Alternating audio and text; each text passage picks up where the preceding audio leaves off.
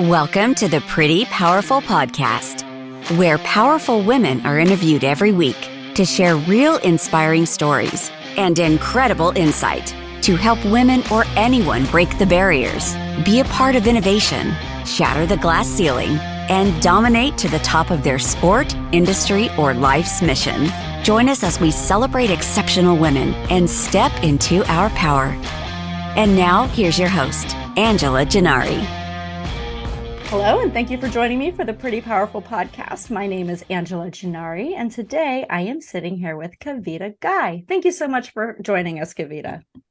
Thank you so much for having me, Angela. I'm excited to chat with you today. My pleasure. So Kavitta Ghai is the co-founder and CEO of Nectir, a communication platform for higher ed that uses instant chat to build a community in every class. Kavitta founded Nectir in 2018 during her time as a student at UC Santa Barbara and has since raised over $2.25 million to reinvent communication within education on a global scale. Her goal is to make quality education accessible to every student around the globe. As a 25-year-old first-gen BIPOC female founder, it's incredibly important that she earns a seat at the table not only for herself, but for every woman like her who also wants to go down this path to create lasting change in the world. So I love that story. That's fantastic. So let's go into that because what is BIPOC? Tell me about that. Yeah, BIPOC. It's Black, Indigenous, people of color. And so I think it's a huge part of my identity. You know, being a female founder, it comes with its own, oh God, I don't even have to tell you. You know how hard that is itself. Sure, of course. But then you add in all of, the marginalized identities of me being first generation and being a woman of color, and it sort of just stacks on top of each other. So I think a really important part of my journey and why I come on podcasts like this is to share that story so that other women who are from those marginalized communities know this is a game that was also built for us to play. Oh, absolutely is. Yes, absolutely. So, okay, I had never heard that antonym description. I don't even know how to, but I love it. That's really fantastic. So, so what led you down this path of being a founder? Because being a founder is not for everybody, right? Like I'm sure, as you know, there are trials and tribulations, but you're in the middle of college studying, that's a tremendous amount of workload that you've got on your plate. And then you thought, okay, how can I communicate with my classmates better? I love it. Yeah, basically, I think the idea for sort of changing education in this 400-year-old classroom model that we still use today, it changed. I think that idea started for me really early on when I was in elementary school. I am autistic and I also have ADHD. And so no classroom has ever really felt like a safe space for me. Absolutely. And ever since I was younger, I had this feeling of, God, there's got to be a better way to do this. Education is the precursor to every major innovation we've ever had in history. And I feel like it is the best tool that we have for upward mobility in this country. So if we can pour more time, energy, resources into innovating education at the same rate we do every other part of our lives, I think we would all see a huge return. And so that's really the foundation of this is we've got a 400-year-old classroom model. It's high time that we update it. And I think the best person to do it is somebody who's just come out of the system, who has been a victim of that system and can tell you, this is exactly why it sucked so much for me. This is how we make it accessible for every student that comes after me. Oh my God, that's tremendous. I love, love, love, love the courage and the tenacity in that because, you're coming out of it and you've already dealt with so much, when it comes to learning, right? Your learning and development is going to be different. And I think that's the problem with their education system now is that it's built with one model to focus on one type of student, right? And so you have, 30 students in a class, 20 to 30 students, I don't know. And so you have 20 to 30 students in a class and it might work maybe for half of them. And then the rest of the students either have to fall behind or they're ahead of the other students and they get bored and then they, and so it's weird. Like I'm so proud of you for doing this because what an amazing thing to undertake is our education system. Right. And so I'm glad that there's so many different iterations of education now. I'm glad that there's different types of schools and different types of learning and charter schools, and we're challenging the public school system, and we're challenging the model that's always been. So tell me about when you started your company. So what kind of challenges did you have in launching? Yeah. Oh God. Every single one that you could name. Yeah. Probably ran into every single one. Right. But my co-founder Jordan and I, we started Nectar when we were a sophomore and junior respectively in college at UC Santa Barbara. And when I first got to college, like I said, first generation student, and I'm an only child. And my only idea of what college looked like was from the movies. And you learn pretty quickly, it's not like the movies. It's a lot tougher than that. And I went from a 2,000 person high school campus to a 27,000 person college campus. Yeah. And 3 days of orientation is not enough to tell you how to navigate that space, especially when you have this pressure of, here's the place where you're going to figure out what you want to do with the rest of your life. And you've got 4 years to do it. And congratulations, you're 18. Here you go. You're on your own. So it's tough for anybody coming into school. But when I got to college, I just had a really disappointing experience with it. UC Santa Barbara is beautiful. I mean, it's right on the beach. It's the best place that you could ask to go to school. But I couldn't understand why, if I was paying $40,000 for this education that's supposed to be one of the top 15 public universities in the nation, why was I sitting with 500 other people in my classes, learning stuff that I could have gone on Google or YouTube and figured out myself? I just really couldn't understand, if this is supposed to be the pinnacle of education, why isn't it? Why doesn't it feel like the best of the best? And if any country is going to do it, it's going to be the US. And so if this is what a top tier education looks like, now I understand why we have so many pervasive issues across society, because we are not setting up each generation the way that we need to be for them to succeed. And college is the place that we promised them that's going to happen. Absolutely. And I realized very quickly, that's just not how it is. So I went through my entire freshman year thinking, I want to drop out so badly. Like, this just is not cut out for me. I could be spending my time so much better elsewhere. Do I really need a degree? Is this really something that I need as a means to an end? Asking all those questions that I think a lot of freshmen have.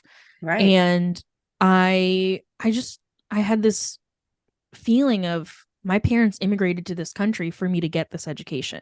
I've got to stick it out for them. And while that kept me in school, I wasn't happy about it. And I didn't feel like I was really gaining any value from it, to be honest. And the only thing that really made college worthwhile for me, that made me want to stick around, was a business fraternity that I joined. And I realized, once I had found my people, my community, that while you might come to college for the education, you stay for the people. That's really what you identify with. When you leave school and you feel really proud to say, that's my alma mater, you say that because of the people that are still with you, the network that you've built, the connections that you've made. That's really the salient part of college. And that, finding my community, all of a sudden made $40,000 worth it. And that was a really pivotal moment in my life, of realizing, I get it now. I get what the point of college is. But there's gotta be a better way to find your community easily, get that value at scale, and really just have a better time building that connection and that network, which is what you need to thrive in any industry. You've got to have the connections. So I, went through college with that mindset of, okay, the community, this is the important part. This is why I'm here. But I had one really, really incredible teacher that just totally changed my idea of what the classroom part of education could look like. I think that's a familiar story for a lot of students, right? You have one really incredible teacher that changes your life. And for me, that experience was so pivotal that I started a company and I started a movement off of it. And essentially, this class I took one summer. It was the summer before my junior year. And oh God, classes over summer at Santa Barbara, You can smell the beach from the class. You can hear the waves.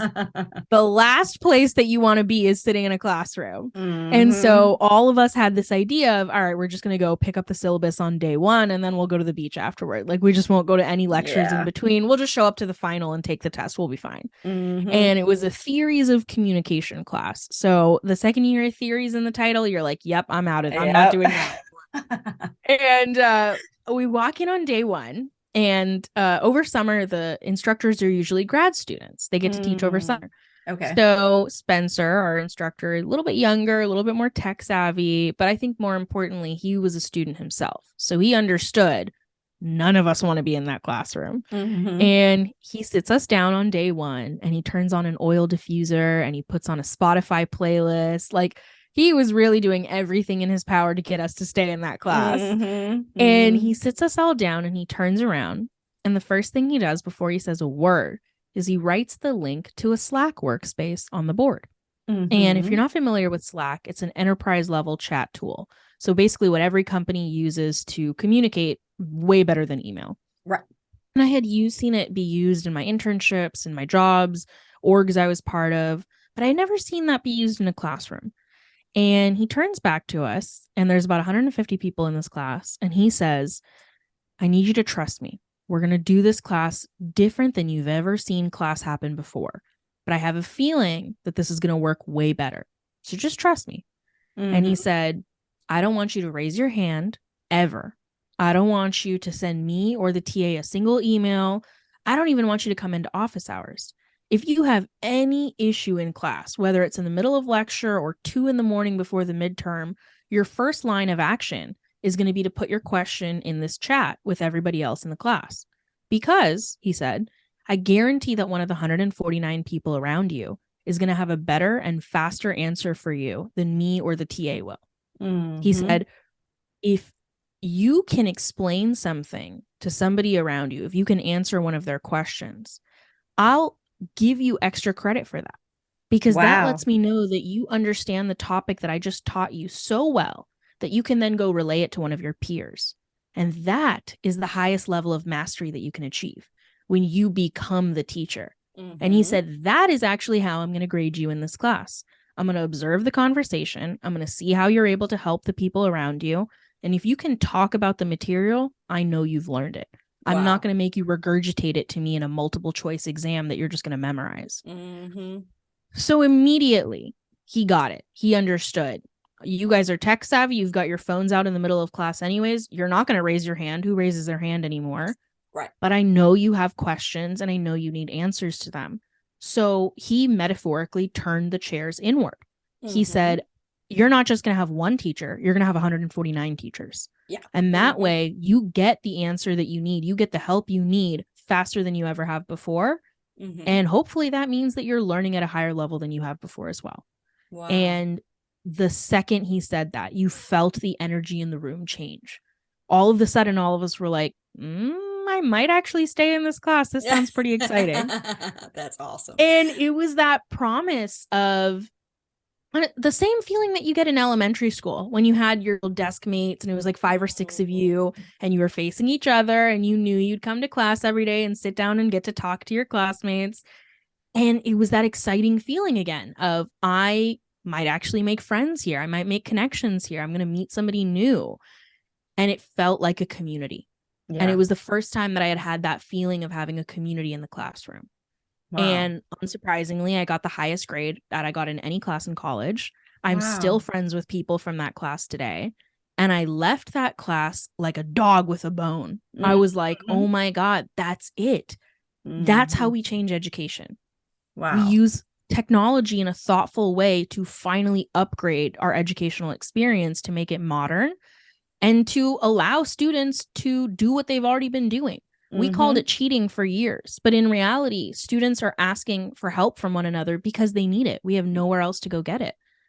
And so I left that class and approached UCSB and said, if me and 27,000 other people are paying you $40,000, why can't you put Slack in all of our classes? That would mean that it doesn't matter if the instructor is good or not. It doesn't matter if the material is tough or not. We would have exactly the resources that we need to succeed. And if we can succeed in our classes, that means we're much less likely to drop out of school as a whole. So if this one piece of technology can solve all of our problems that we're having right now, why can't you implement this? Absolutely. And that was the first time that I realized why the US education system is the way it is.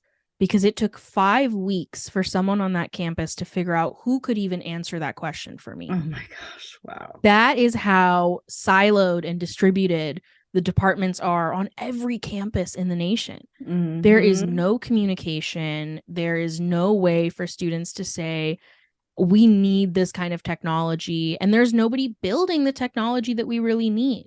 Because if you look at all of the tools in the education space, they look and feel like they've been built by people who haven't been in the classroom for at least the last 10 years. Absolutely. And it's because they are being built by people who haven't been in the classroom for 10 years. Wow. The only way that we're going to get students to actually use technology on their own volition and authentically engage with it is if it's being built from their perspective, from somebody who's just been in the classroom and knows this is what I would use. So I know that these students are going to use it too.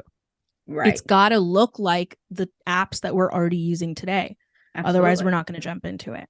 Right. So that was really where the idea of Nectar started. It was never, I want to go start a company, or this is a problem that I really want to solve myself. It just sort of landed in my lap. And it was one of those moments that you have as an entrepreneur where you realize, oh my God, this is that moment where I have found that low-hanging fruit that is just a no-brainer. It's a gold mine and nobody else is doing it. Maybe I'm the one who's supposed to. And that was the moment that I decided if Slack for Schools doesn't exist, I'm going to go build it.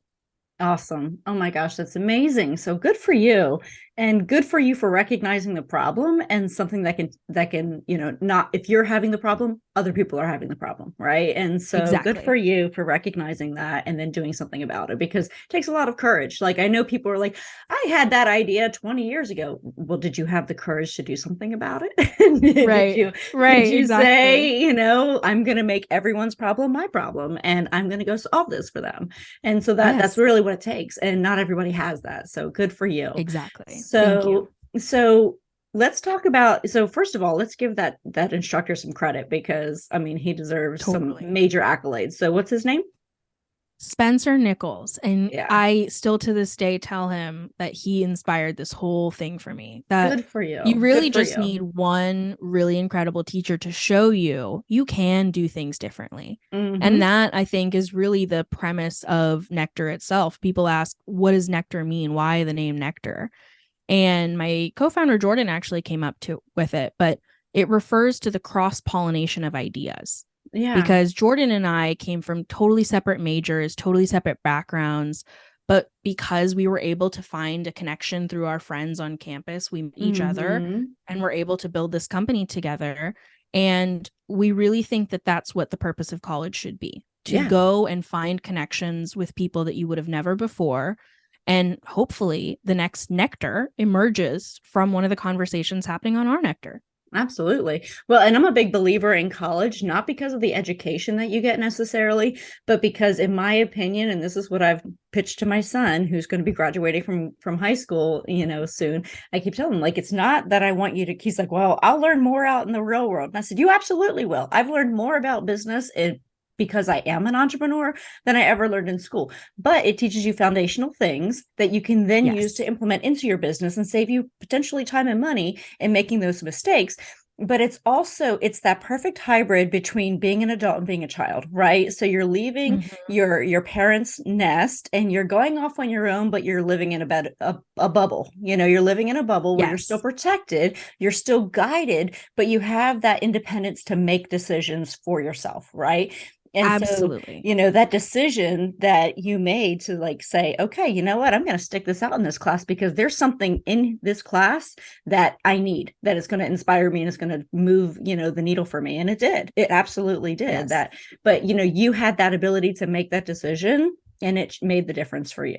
So I totally agree with that sentiment. I think it's so important what you just said, that it's not necessarily about the education. Right. It's the fact that you have this bubble for 4 years where it's really low risk for you to try new things and figure out who you are.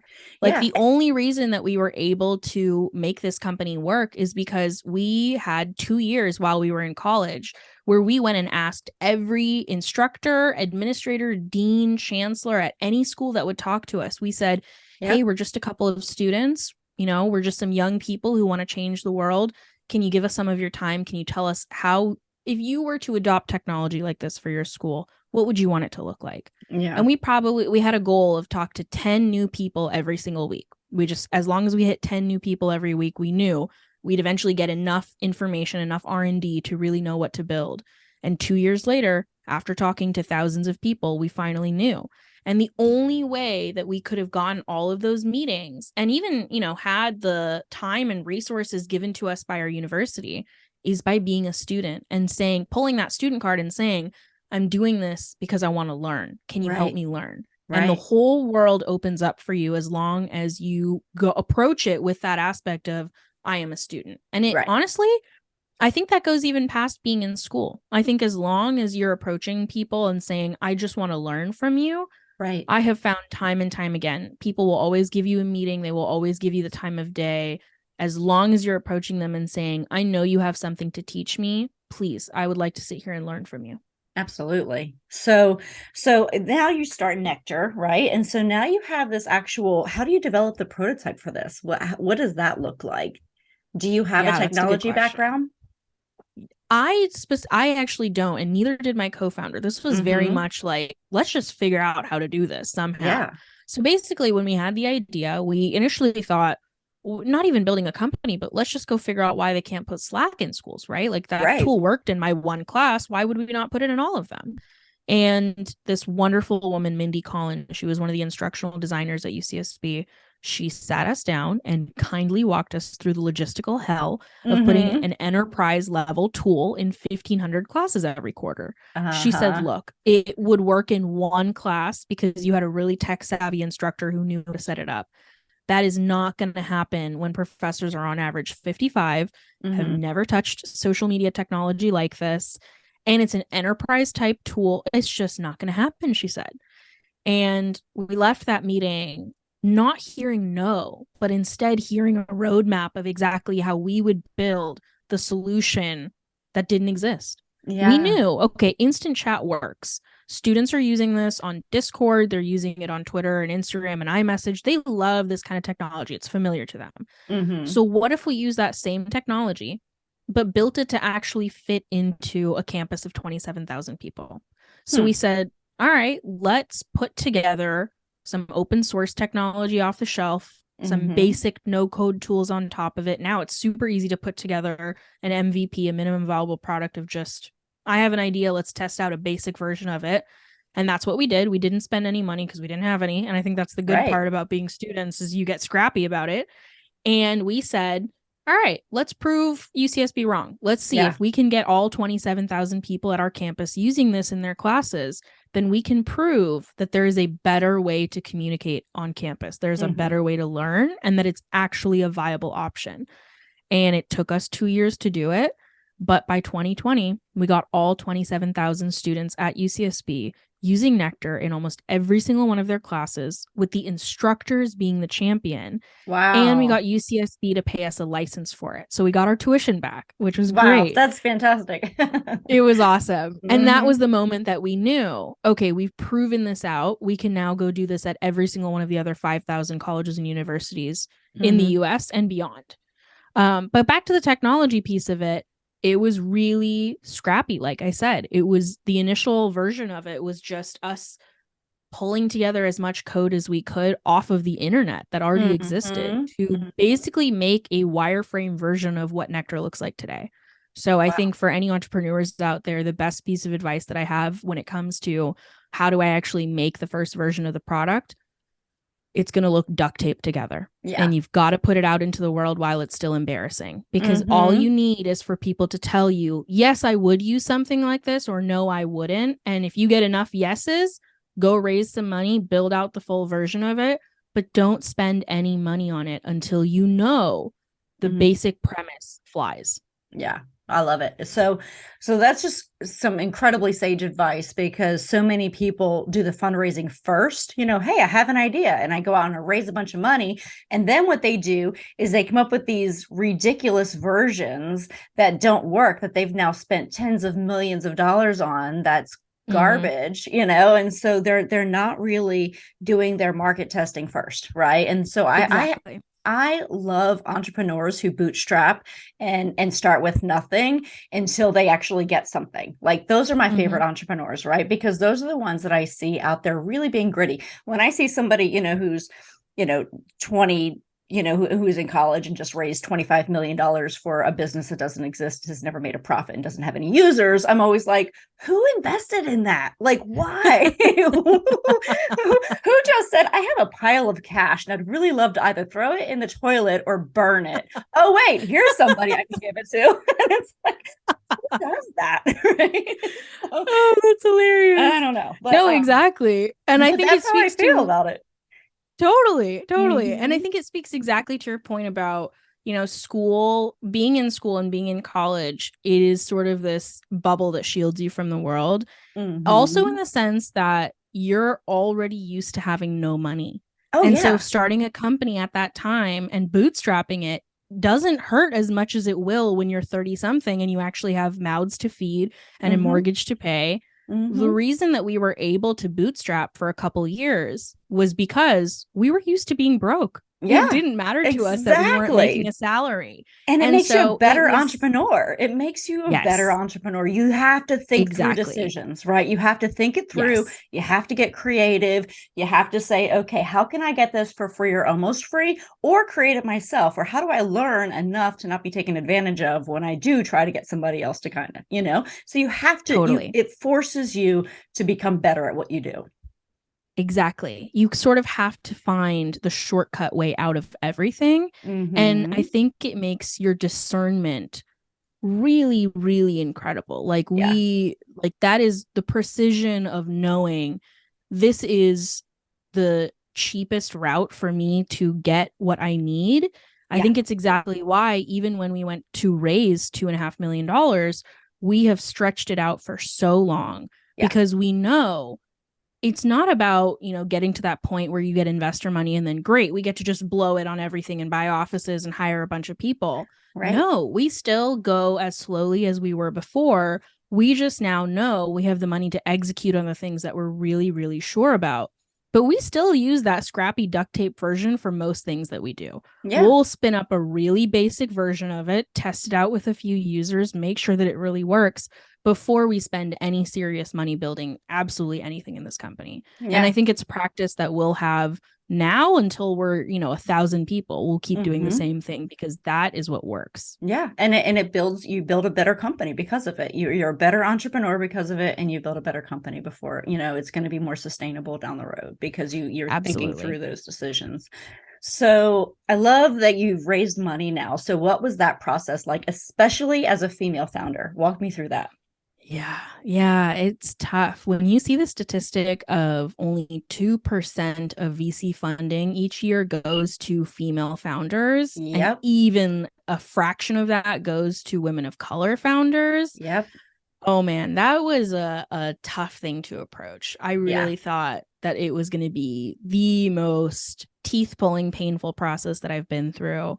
And it wasn't as bad as I thought, surprisingly. And I think that there's some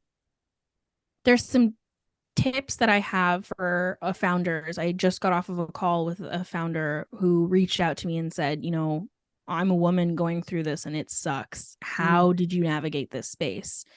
And the reason I say that it's not as hard as it looks is I don't want other female founders to be scared of the process. I'm not saying it's going to be a walk in the park, but it looks like from the outside that this was a game that was not built for us to play. And that's not true. It's a facade that I truly think has been created around this space to gatekeep.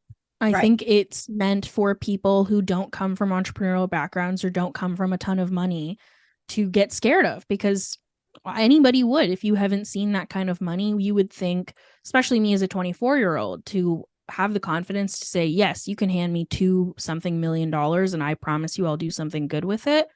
I've never seen that kind of money in my life. Right. So that was, I think, the first step of raising money is to reconcile with yourself that you are deserving of that capital, that you will do something good with it. You won't squander it. You are the person to get it, because it can be very easy to cut your own legs off with imposter syndrome before you even take any steps. Oh, 100%. So I think the very first step of that process was convincing myself, this is the solution that's going to change education. And I am the best person to go do that. There is nobody else in the world who can do this but me. That's why I have to go raise this money and do it. And once I had really, really believed that, I had the conviction of that thought within myself, that was when I was able to craft the best story possible to go convince others to join this movement with me.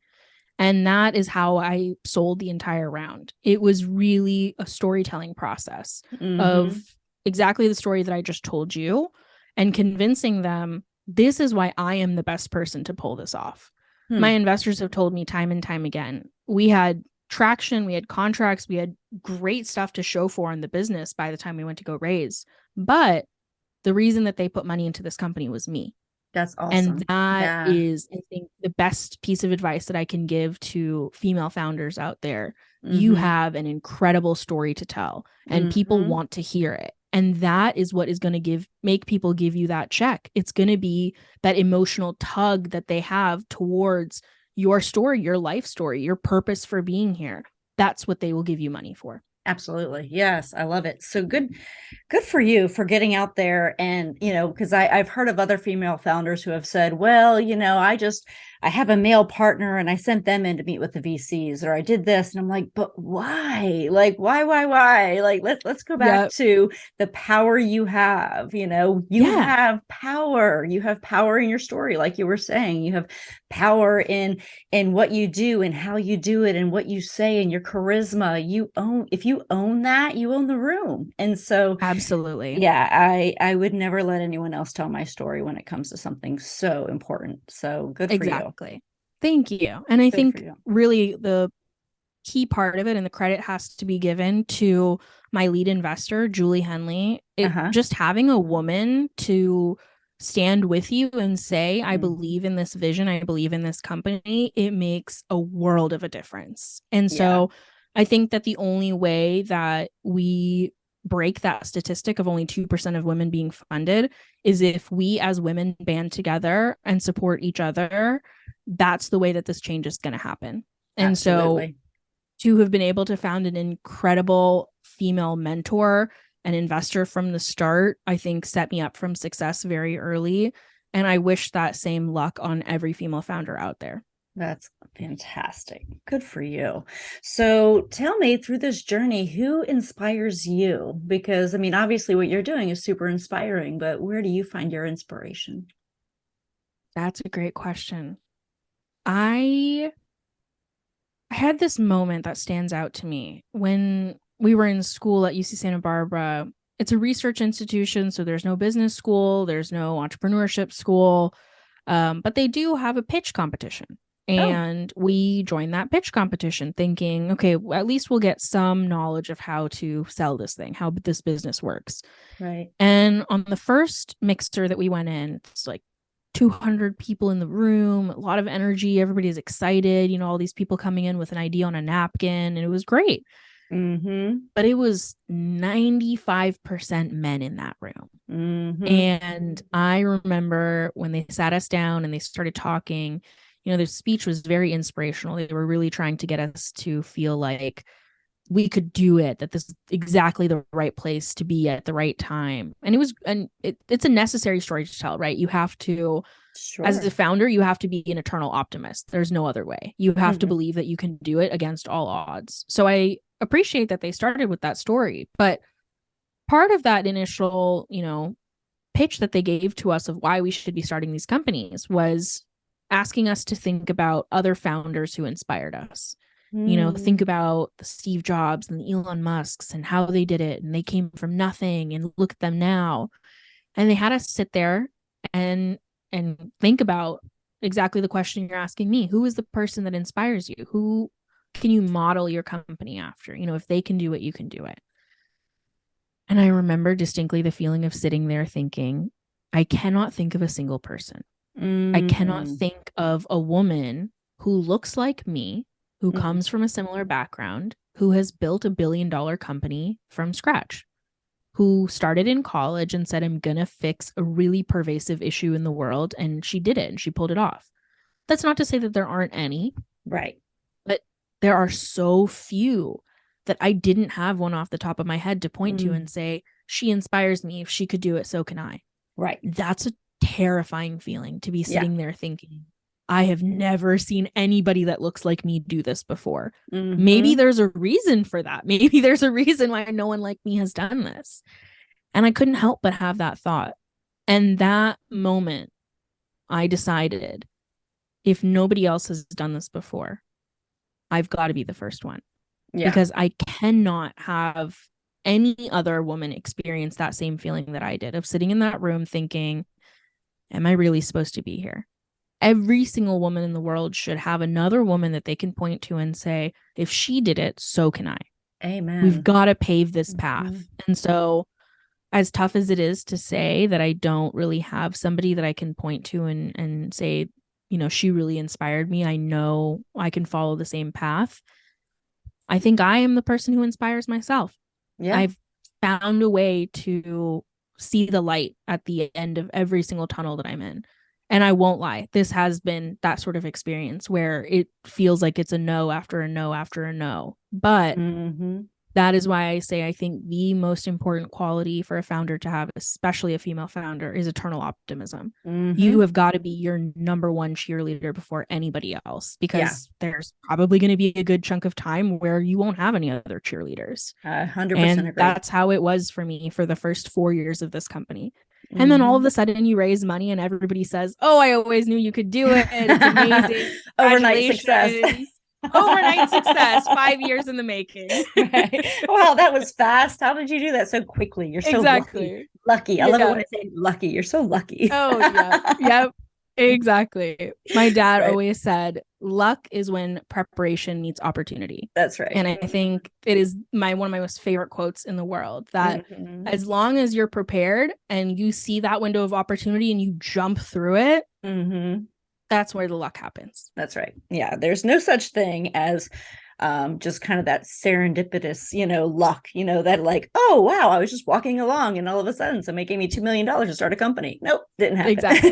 Yep. So, I wish. Oh, how great would that be if it just fell off the tree? I would love that. Yeah. Overnight success. Yes. But yeah, no, I love that. That's amazing. And, that was really actually the point of the podcast. The point of the podcast was to give women other women to look up to, to say, hey, look, she's doing it. She's doing exactly what I'm envisioning doing. She did it. I can do it. I can learn from her. I can emulate her. Like, and that was something, when I started doing a little bit of business coaching during the pandemic, because, my business was shut down. I was one of those, businesses that, kind of was the victim of a pandemic too. We had no business, And so I started doing business coaching for something to do, and found that the women were just so eager to learn from other women, because it's not something you run across in your day-to-day life for most of us.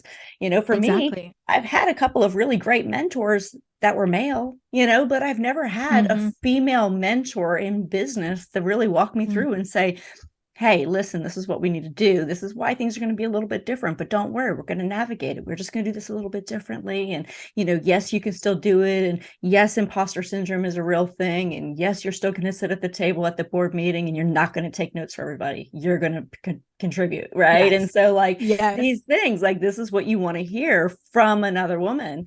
And there's just not enough of it. There's not enough of it. Like, I hear about it in these big corporations. They'll have these mentoring programs, but what about us? What about us who we're entrepreneurs? We're coming out of college and saying, I'm doing this. I have an idea. where do you find your resources, right? And so exactly, that was kind of the point of the Pretty Powerful podcast, is that I wanted to provide this safe space for women to talk about their success, their journey, their obstacles for other women. But, you know, and surprisingly, and one of the most powerful things about this is that we actually have a fairly large male audience, which is awesome because they're learning from us too. You know, exactly. And there's so much power in that. And so, you know, it's one of the most humbling parts of this entire journey. But so tell me, you know, as women, we give away our power so much. Like we will give somebody else credit for our work, or we'll let them criticize us, or we'll let somebody else take something from us, you know, and most of the time that translates to power. So tell me about a time that as a woman, you've given your power away, and then another time that you maybe stepped back into your power. Yeah, that's a great question. I think this is especially tough for me being so young. I think the imposter syndrome at the beginning really came from what I think is a very valid criticism of myself, that I don't know what I don't know, right? Yeah. I'm young. I haven't done this before. I'll be the first to admit that if I haven't done this, I'm going to need some guidance on, you know, how the business works. And I think sometimes I notice this a lot with women. I think one of the key differences in younger female founders and younger male founders is I notice that male founders have this sort of go at all costs mentality, that they don't really stop to think, do I have the skill set or not? They don't care. They just do it anyways. And they'll make the mistake and figure it out after. Women, I think we have a tendency to be a lot more thoughtful before we execute something. We sort of think about our actions and our words before we say them and do them. And so inevitably, we also have a moment of, well, I don't have the experience for this. And I think that it can be a paralyzing moment. Yeah. There is one of my favorite things to remind my team about is to not fall into analysis paralysis. I say that where all you get the into time. right? You get into a thought loop and you think a little bit too deeply about something. And you can absolutely sit and look at something from a million different angles. It doesn't necessarily mean that you're going to be better off executing it after you've seen all of those angles. Right. So sometimes we trick ourselves into thinking, oh, I'll just keep thinking about it before I do it.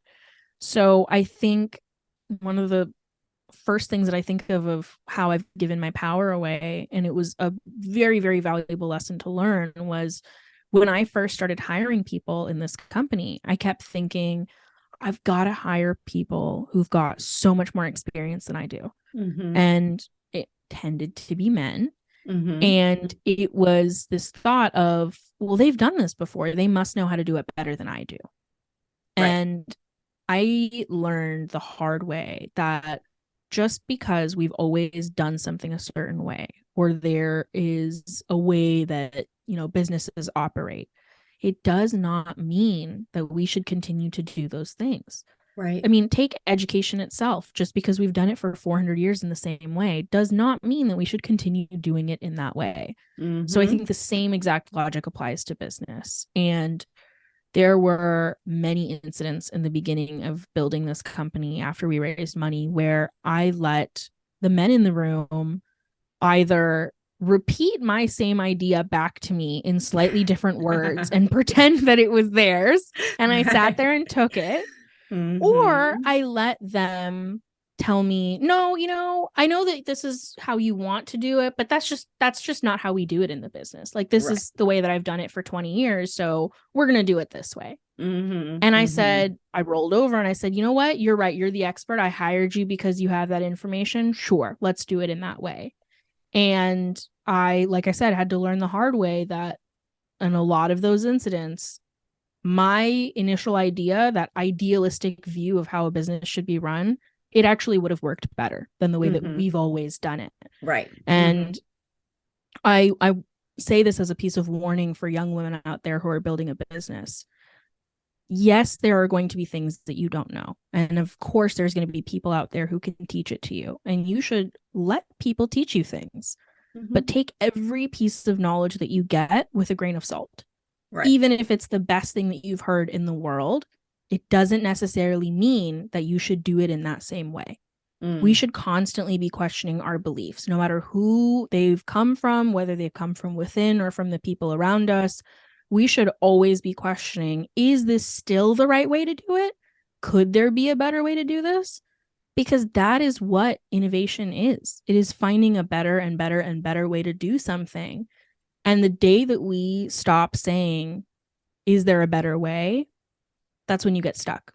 Right. I think that the quote that the day you stop learning is the day you die couldn't be more true. And I think that that is really what I will apply to the lesson on taking my power back. There can always be a new way to do something. And as a young person, you can create that new way to do it. It doesn't have to be wrong just because you're young or a woman. Absolutely. Yep. Well, and I think trusting, one thing that we are gifted with is intuition, right? And intuition is one of those things where in our gut, we were like, that's just not the right way to go about it. But we doubt it all the time. We're like, it must be wrong, and inevitably it really never is, like that's the one thing that I think as women, we don't trust enough is our intuition. Like, that guy's a little bit creepy, or, hey, that's not the best idea. Exactly. And sometimes it's hard to explain, right? You can't sit in a board meeting and say, well, my intuition is telling me, and so I'm going to do that. Right. So I think you're so right about that. And my intuition is a huge part of how I run my business. But I've just found a really good way to explain it to people so that I don't have to say it's a gut instinct. Yeah. Well, good for you. Good for you. Thank you. What advice would you give to your 18-year-old self if you can dial it back to, just starting in college, just getting your feet wet in that new experience in life? What would you tell yourself? Yeah, I think about this a lot. And I think the most critical piece of advice that I would give to my 18-year-old self is at the end of every day, look at the absolute value of how much you've moved.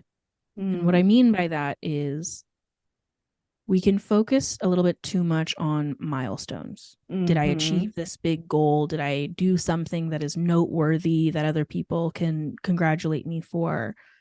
And if you live your life by milestones, there's a lot of room in between to be disappointed in yourself and be mean to yourself about how little progress you've made.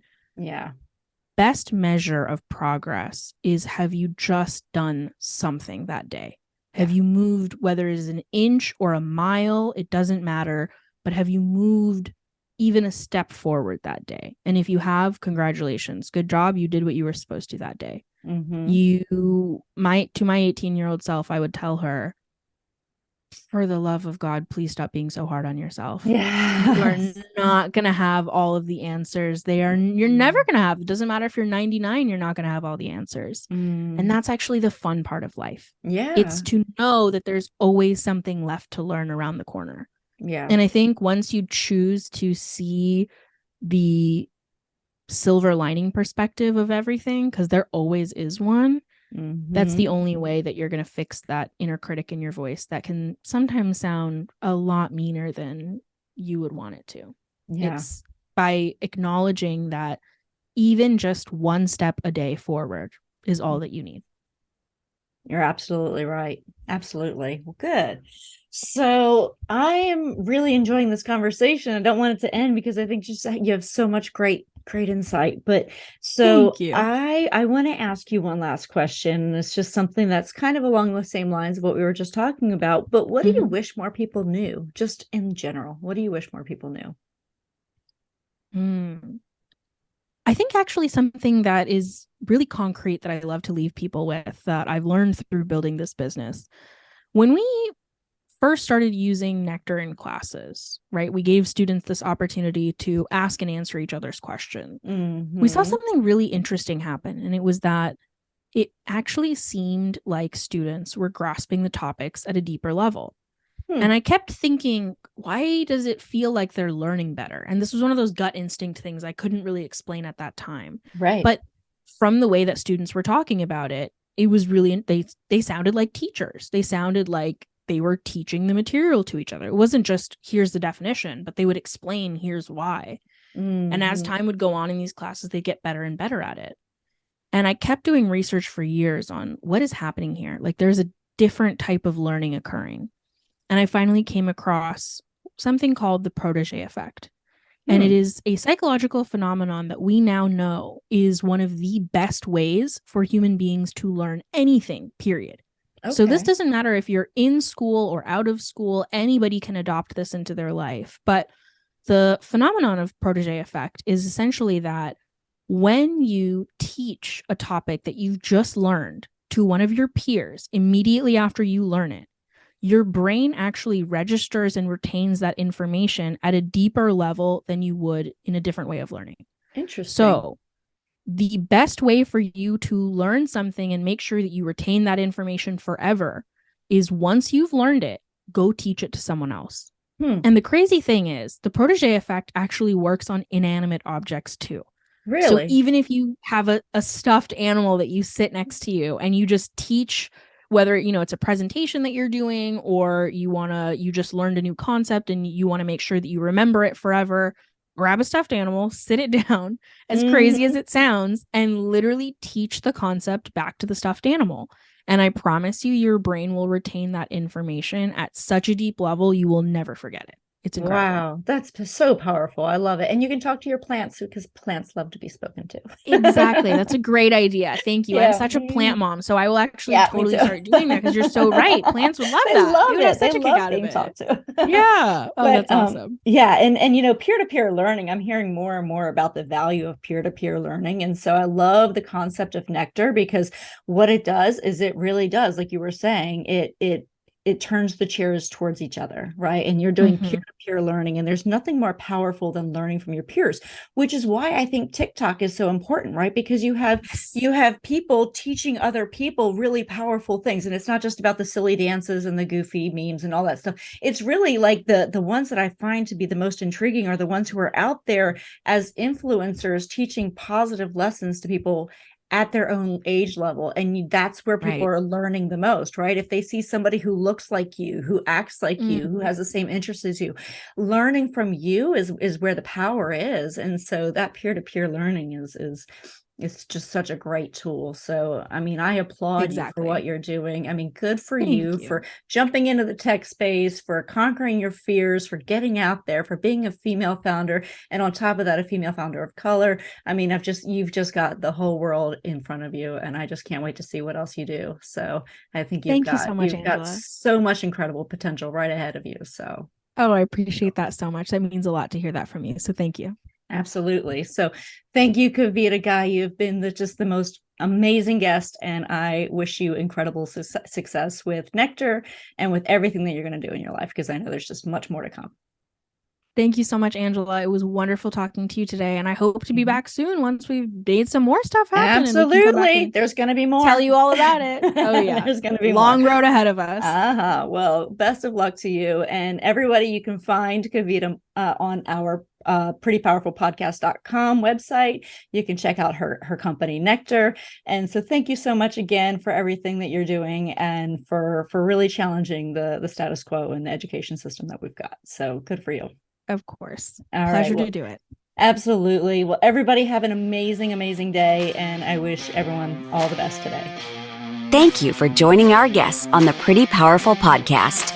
And we hope you've gained new insight and learned from exceptional women.